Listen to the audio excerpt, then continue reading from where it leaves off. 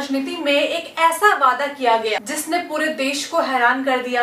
एक तरफ जनता थालापति विजय को नए मुख्यमंत्री के रूप में देख रही है, तो दूसरी तरफ अब सवाल उठ रहा है कि क्या सरकार बनते ही तमिलनाडु का खजाना खाली हो जाएगा, क्योंकि विजय ने चुनाव से पहले ऐसा वादा किया जिसे पूरे करने के लिए हजारों किलो सोना चाहिए। जी हाँ, हर नवजात बच्चे को गोल्ड रिंग और गरीब परिवार की हर दुल्हन को 8 ग्राम सोना और सिल्क की साड़ी। लेकिन सवाल है, इतना सोना आएगा कहां से, और क्या इस वादे को पूरा करने के लिए आरबीआई की मदद लेनी पड़ेगी?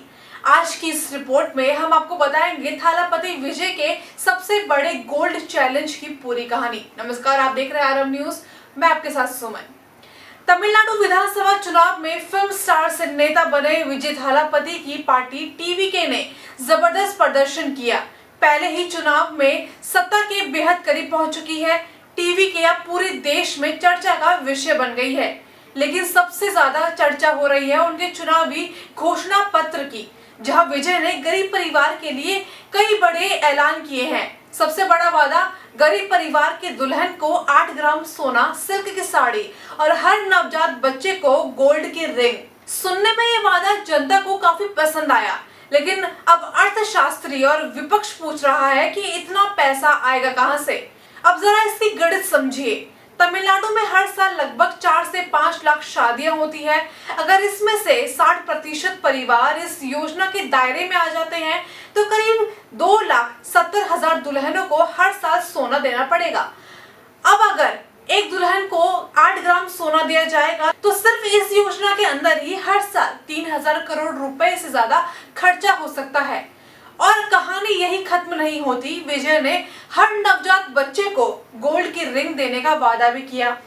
रिपोर्ट्स के मुताबिक तमिलनाडु में हर साल करीब 7 से 8 लाख बच्चे जन्म लेते हैं। अगर इसमें से 60% गरीब परिवारों के माने जाए, तो लगभग 4,70,000 बच्चों को गोल्ड रिंग देनी पड़ेगी। यानी सिर्फ बच्चों की योजना में ही हर साल 235 करोड़ रुपए तक का खर्चा आ सकता है। अब सबसे बड़ा सवाल, इतना सारा सोना आएगा कहां से?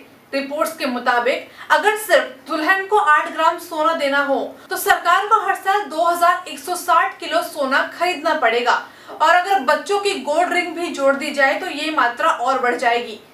इतनी बड़ी मात्रा में सोना खरीदने के लिए सरकार को रिजर्व बैंक ऑफ इंडिया यानी आरबीआई की अनुमति और सहयोग की जरूरत पड़ेगी। यानी अब सवाल सिर्फ राजनीति का नहीं, बल्कि राज्य की अर्थव्यवस्था का भी बन चुका है। लेकिन विजय का घोषणा पत्र सिर्फ सोने तक सीमित नहीं रहा। उन्होंने ये भी वादा किया कि महिलाओं के मुखिया वाले घर को हर महीने 2500 रुपए दिए जाएंगे, और हर परिवार को साल में 6 मुफ्त एलपीजी सिलेंडर और 10 लाख बेरोजगार युवाओं को 4,000 मासिक भत्ता भी दिया जाएगा। अब रिपोर्ट्स कहती है कि अगर ये सभी योजनाएं लागू होती है, तो तमिलनाडु का वेलफेयर 65,000 करोड़ से बढ़कर लगभग 1 लाख करोड़ रुपए तक पहुंच सकता है, यानी करीब 52% बढ़ोतरी होगी। अब सवाल यही है, क्या थालापति विजय जनता के लिए अपने वादे निभा पाएंगे, या फिर ये वादे तमिलनाडु की अर्थव्यवस्था पर भारी पड़ेंगे? क्या मुफ्त योजनाओं की राजनीति राज्य के खजाने को संकट में डाल सकती है? और सबसे बड़ा सवाल, क्या जनता को गोल्ड प्रॉमिस मिलेगा, या ये सिर्फ चुनावी सपना बनकर रह जाएगा? आप क्या सोचते हैं, क्या थालापति विजय का ये मॉडल सफल हो पाएगा? कमेंट करके जरूर बताइएगा, और ऐसी ही बड़ी राजनीतिक खबरों के लिए जुड़े रहिए आरब न्यूज के साथ।